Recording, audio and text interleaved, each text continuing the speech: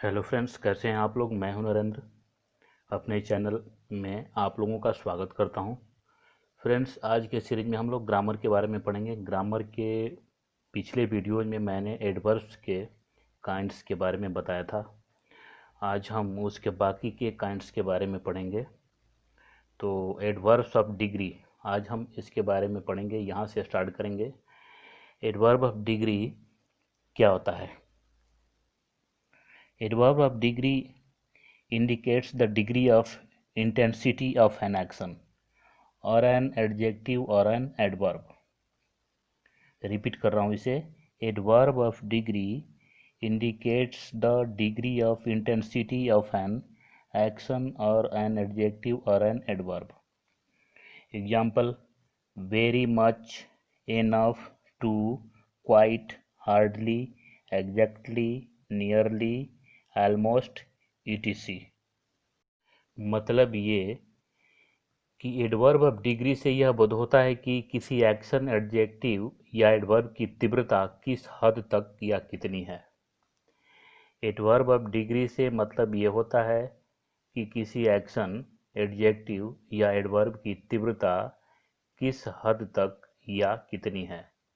Adverbs of degree indicates the degree of intensity of an action और an adjective और an adverb. Example आप लोग समझ ही गए होंगे। Very, much, enough, too, quite, hardly, exactly, nearly, almost, etcetera. इसमें कुछ नोटिसेबल पॉइंट्स है फ्रेंड्स। वर्ब के साथ how much, to what degree और टू वाट एक्सटेंट लगाकर प्रश्न करने पर जो वर्ड उत्तर के रूप में हमें प्राप्त होता है वह एडवर्ब ऑफ डिग्री कहलाता है। वर्ब के साथ how much, to what degree और टू वाट एक्सटेंट लगाकर प्रश्न करने पर जो वर्ड उत्तर के रूप में हमें प्राप्त होता है वह एडवर्ब ऑफ डिग्री कहलाता है। Example: Sita is very happy. इसका मतलब ये हुआ कि हैप्पी हाउ मच मतलब कितना खुश, तो very. She hardly knows me, knows to what extent मतलब कितना जानती है, हार्डली यानी मुश्किल से या नहीं के बराबर, मुश्किल से या नहीं के बराबर। सो ये क्लियर हो गया फ्रेंड्स कि वेरी एंड हार्डली एडवर्ब जो है ये एडवर्ब ऑफ मैनर है। Interrogative adverb: when, where, how, why, how long, how much, how often, how many, etc. are called interrogative adverbs when they are used in asking questions. When, where, how, why, how long, how much, how often, how many, etc. are called interrogative adverbs when they are used in asking questions. इसका मतलब ये हुआ when, where, how, why, how long, how much, how often, how many इत्यादि का प्रयोग जब प्रश्न करने में किया जाता है तब इन्हें इंट्रोगेटिव एडवर्ब कहते हैं। Example: where is Mukul, how did he fight, when will you go, how often do you drink, etcetera. Next kinds name: adverb of negation and affirmation. Adverb of negation and affirmation: किसी प्रश्न के स्वीकारात्मक जवाब के लिए yes, surely, certainly इत्यादि का प्रयोग करते हैं। इन्हें एडवर्ब ऑफ अफर्मेशन कहा जाता है। जब किसी प्रश्न के लिए स्वीकारात्मक जवाब मिलता है तो उसके लिए हम यस, श्योरली या सर्टेनली वर्ड का यूज करते हैं, तो इन्हें ही हम फ्रेंड्स एडवर्ब ऑफ अफर्मेशन कहेंगे। पुनः नकारात्मक जवाब के लिए नो, नॉट या नेवर इत्यादि का प्रयोग किया जाता है, जिन्हें हम एडवर्ब ऑफ निगेशन कहते हैं। Adverb of reason. Adverb of reason, tell me reason of the action.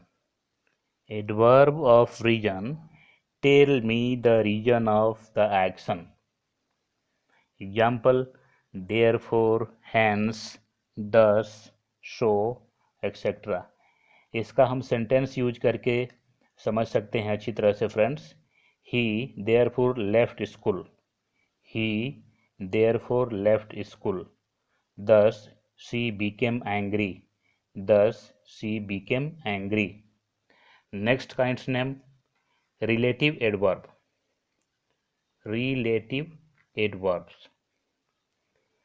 Relative adverbs modify the verbs following them and at the same time join two sentences together.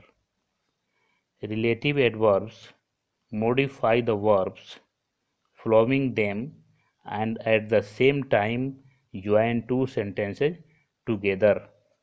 It means relative adverbs अपने बाद आने वाले verbs को modify करते हैं और साथ ही दो वाक्यों को एक साथ जोड़ने का काम करते हैं। इसमें कुछ नोटिसेबल पॉइंट्स है। रिलेटिव एडवर्ब्स और इंट्रोगेटिव एडवर्ब्स दोनों के एक ही रूप हैं, लेकिन जहां इंट्रोगेटिव एडवर्ब का प्रयोग प्रश्न किए जाने के लिए किया जाता है, वहीं रिलेटिव एडवर्ब का प्रयोग दो वाक्यों को जोड़ने में किया जाता है। फ्रेंड्स, आप लोग समझ गए होंगे relative adverb and interrogative adverb में क्या डिफरेंस है। रिलेटिव एडवर्ब्स और इंट्रोगेटिव एडवर्ब्स दोनों के एक ही रूप हैं, लेकिन जहां इंट्रोगेटिव एडवर्ब का प्रयोग प्रश्न किए जाने के लिए किया जाता है, वहीं रिलेटिव एडवर्ब्स का प्रयोग दो वाक्यों को जोड़ने में किया जाता है।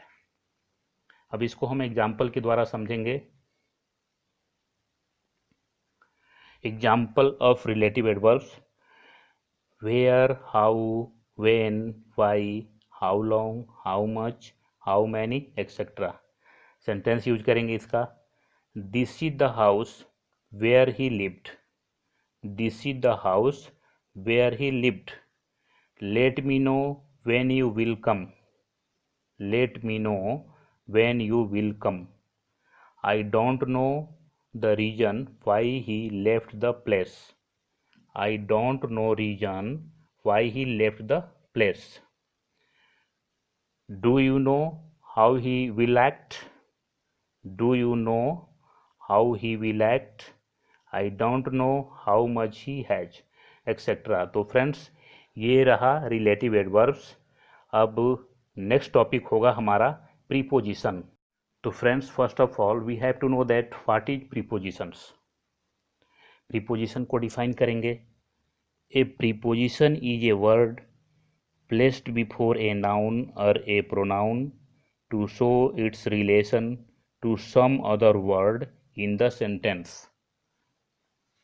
A preposition is a word placed before a noun or a pronoun to show its relation to some other word in the sentence. It means preposition वह शब्द है जो किसी नाउन या प्रोनाउन के पहले आकर उस नाउन या प्रोनाउन का संबंध वाक्य में प्रयुक्त किसी अन्य शब्द या शब्दों से कराता है।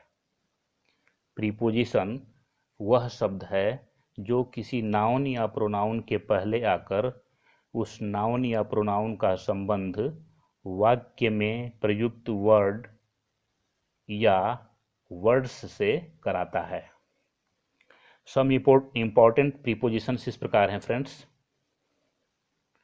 इन, हिंदी भी बता रहे हैं, इन, में, इनटू, में, ऑन, पर, एट, में पर, टू, की ओर, विथ, के साथ, विदाउट, के बिना, ऑफ, का, के, की, अमोंग, के बीच, बिटवीन, के बीच, अंडर, नीचे, ओवर, के ऊपर, बिलो, के नीचे, नियर, के पास, आफ्टर के बाद, बिफोर के पहले, फॉर के लिए, अप ऊपर, सिंस से, फ्रॉम से, बाई के द्वारा, बिहाइंड के पीछे, टुवार्ड्स की तरफ, अबाउट के बारे में, एक्सेट्रा।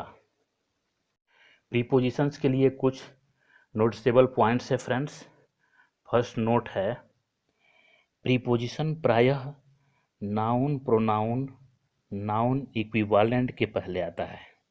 प्रीपोजिशन प्रायः नाउन या प्रोनाउन या नाउन इक्विवेलेंट के पहले आता है, बट कुछ परिस्थितियों में इसका प्रयोग सेंटेंस या क्लॉज के अंत में हो सकता है या होता है। इसको एक बार और रिपीट कर रहा हूँ फ्रेंड्स, ये ध्यान रखने योग्य बातें हैं। प्रीपोजिशन प्रायः नाउन या प्रोनाउन या नाउन इक्विवेलेंट के पहले आता है, लेकिन कुछ परिस्थितियों में इसका प्रयोग सेंटेंस या क्लॉज के अंत में होता है या हो सकता है। हम एग्जाम्पल के द्वारा इसे अच्छी तरह से समझ सकते हैं। What are you looking at, यहाँ पे फ्रेंड्स प्रीपोजिशन एट है जो सेंटेंस के लास्ट में इसका यूज हुआ है। Who is she weeping for, I know the house she lives in, this is the room I slept in, I need something to write with, she likes being looked at, who is it for. तो friends इस sentence में आपने देखा कि जितने भी prepositions हैं वो सेंटेंस के या क्लॉज के अंत में यूज किए गए हैं। सेकेंड नोट्स इसका है फ्रेंड्स, सेकेंड नोट्स इस प्रकार है, एक ही वर्ड प्रयोग के हिसाब से किसी वाक्य में प्रीपोजिशन हो सकता है तो किसी दूसरे वाक्य में अन्य पार्ट्स ऑफ स्पीच हो सकता है। एक ही वर्ड प्रयोग के हिसाब से किसी भी वाक्य में या तो प्रीपोजिशन का यूज हो सकता है या किसी दूसरे पार्ट्स ऑफ स्पीच का यूज हो सकता है। एग्जाम्पल लेंगे हम इसका, he is in the room, यहाँ पर इन जो है फ्रेंड्स ये प्रीपोजिशन है। He is in the room, यहाँ पर इन जो यूज किया गया है सेंटेंस में ये है प्रीपोजिशन। सेकेंड सेंटेंस, कम इन, यहाँ पे इन जो है ये फ्रेंड्स एडवर्ब है। कम इन ये एडवर्ब है, यहाँ पे जो इन यूज किया गया है ये एडवर्ब है। Second example, I have not seen this before, I have not seen this before, इस सेंटेंस में बिफोर जो है एडवर्ब हो गया। He stood before the gate, he stood before the gate, इस सेंटेंस में बिफोर जो है प्रीपोजिशन है फ्रेंड्स। तो फ्रेंड्स आप लोग अच्छी तरह से समझ गए होंगे मुझे उम्मीद है प्रीपोजिशंस के बारे में। So friends please subscribe my channel and press the bell icon for next videos. And अगर ये फेसबुक पेज पे शेयर किया जाएगा तो इसको लाइक करें, फॉलो करें friends. Thank you for watching.